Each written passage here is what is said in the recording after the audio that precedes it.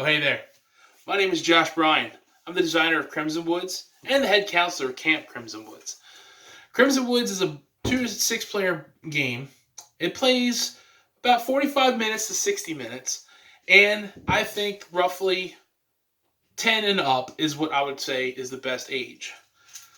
Crimson Woods is a survival horror cooperative game where you play on a 36 tile modular board as a group of camp counselors who are trying to escape Camp Crimson Woods before the killer kills you.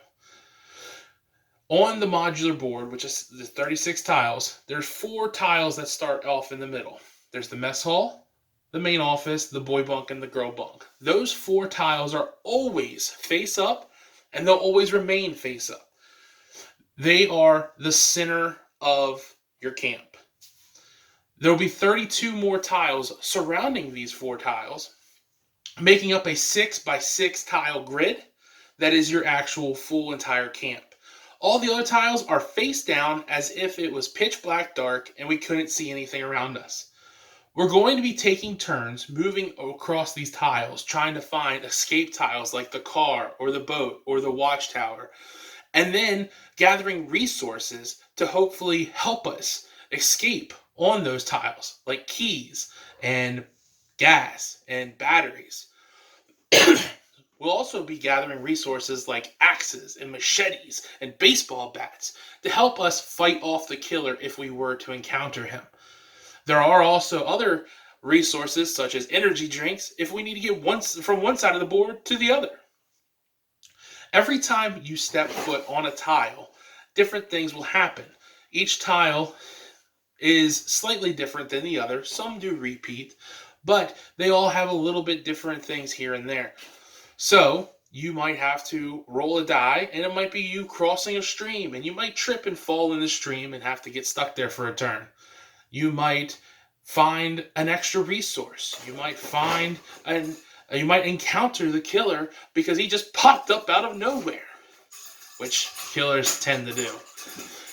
So in the game, you're going to actually go to the tile, flip it over, do whatever it says it needs to be done, and then once you move away from that tile, you'll have to flip it face down again. So there is a memory mechanic to it. You'll be collecting resources to be able to get away, so there's a bit of set collecting in a sense. And overall, there is the survival.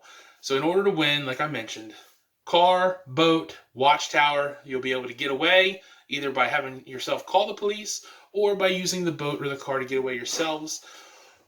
That is the only way you would win this game. The way you could lose this game is if the killer is able to catch up to you. If you are caught by the killer and he kills you, or he does enough damage to kill you, you have 3 life after all, 3 hit points, then you will die. There is ways where you can come back as a different counselor. You just woke up in the bunk if you want to continue playing with your friends. But ultimately, it's a horror movie and you will die.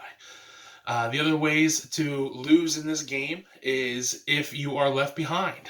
If you're playing not huge, but multiplayer game like 6 players, then they could ultimately leave you. 2 people could take the car. 2 people could take the boat. Another person could find the watchtower and call the police, and you wouldn't be able to get there in time.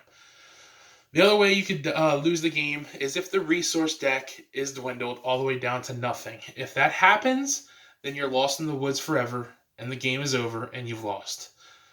The last little bit of the game is the event deck. The event deck is just a deck of cards where different events happen. Some are good, some are bad. Ultimately, it's just you interacting with the environment. In the end, Crimson Woods is ultimately a cooperative game where you're going to have to help out one another. So I hope you all enjoy and take a chance and ultimately get to play Crimson Woods. And remember, if you guys come to camp, just keep running.